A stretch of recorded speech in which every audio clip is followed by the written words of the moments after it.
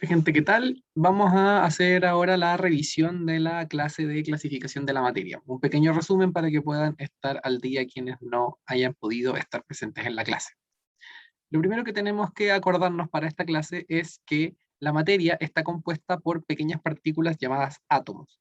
¿Ya? Los átomos en sí no son partículas como las había descrito Dalton, quizás como pequeñas partículas indivisibles o lo más pequeño que pudiéramos encontrar, sino que más bien los átomos están formados por partículas más pequeñas que son las partículas subatómicas. Los átomos, en ellos podemos distinguir claramente dos zonas, el núcleo y las órbitas en donde se encuentran los electrones. En el núcleo es donde justamente vamos a encontrar a los protones y a los neutrones. Recordemos que los protones son las partículas subatómicas de carga positiva y los neutrones son las partículas subatómicas de carga neutra. Ambas partículas pesadas las podemos encontrar en el núcleo. Mientras tanto, a los electrones, que son bastante más ligeros y de carga eléctrica negativa, los encontramos dando vueltas alrededor del núcleo. Ese sería el esquema de átomo del cual sobre el cual vamos a hacer la clase. Ahora, sí, toda la materia que nos rodea está formada por átomos, pero no todos esos átomos son iguales. Justamente eh, no todos los átomos son iguales, puesto que podemos encontrar una gran variedad de ellos. Los distintos tipos de átomos que podemos encontrar en la naturaleza son lo que llamamos los elementos químicos. ¿Qué es lo que diferencia a los elementos químicos entre uno del otro? Justamente es la cantidad de protones que tienen en su núcleo. ¿Sí? Así justamente, el átomo más pequeño que podemos encontrar, lógicamente, tiene que ser el que tenga únicamente un protón en su núcleo. Y ese átomo es el átomo de hidrógeno, que es el elemento número uno de la tabla periódica.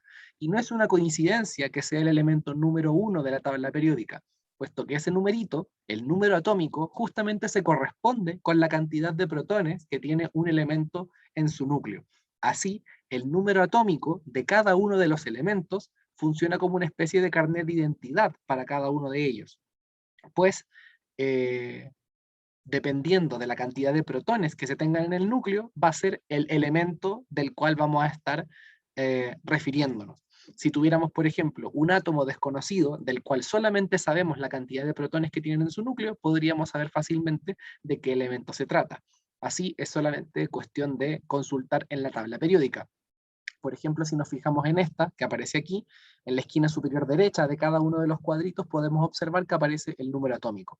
En este caso, para el hierro, el número atómico es 26. Eso quiere decir que el hierro tiene 26 protones en su núcleo. Ahora, a los elementos normalmente no los encontramos en su estado más puro en la naturaleza.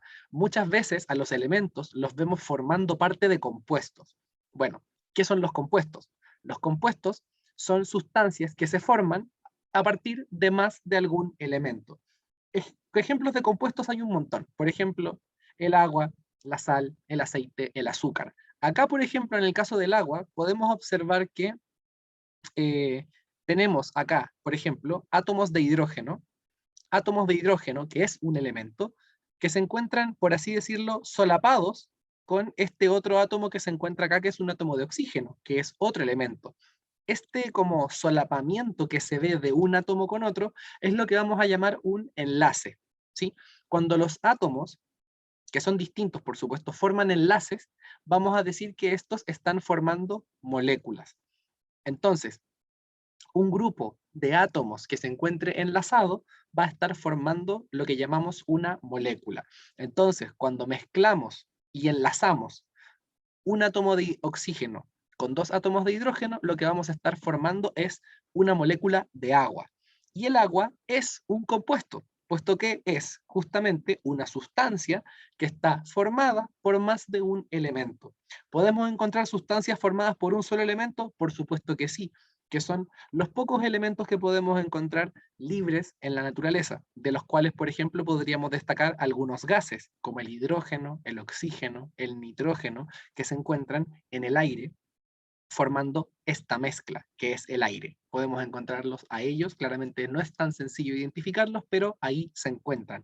Entonces, acaban de aparecer cuatro conceptos que son muy importantes. El concepto de átomo, el concepto de molécula, el concepto de elemento y el concepto de compuesto. ¿Cómo podemos entenderlos estos de mejor manera? Vamos a hacer un pequeño ejercicio para poder distinguir estos conceptos con mayor claridad. Acá, por ejemplo, lo que estamos observando es la representación de 3 moléculas. ¿Cómo sabemos que son 3 moléculas? Porque, bueno, cada una de estas esferas lo que está representando es a un átomo. Y estos palitos que están uniendo a las esferas, lo que están representando son los enlaces que unen a esos átomos.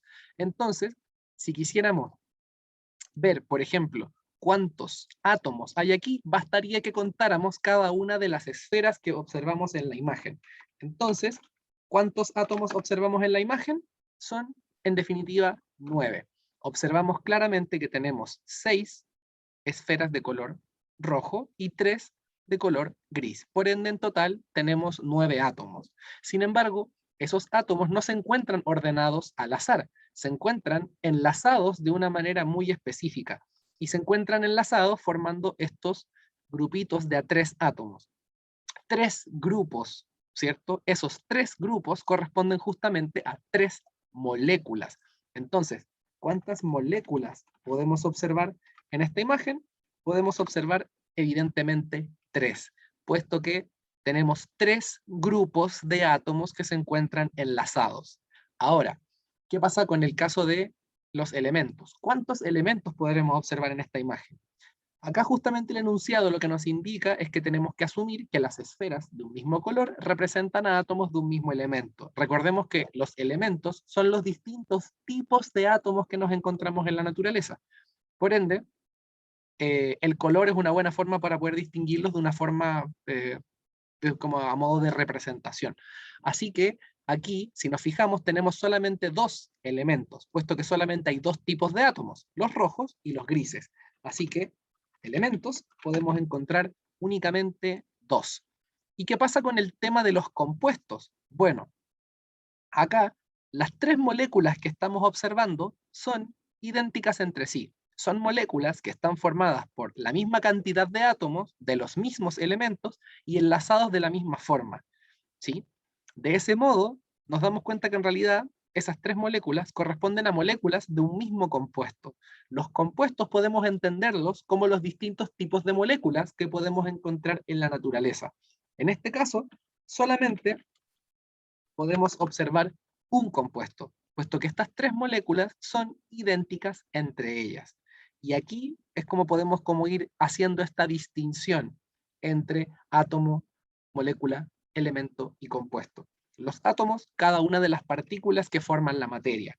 Los átomos no siempre se encuentran libres, sino que la mayoría de las veces se encuentran formando moléculas con otros átomos, ¿sí?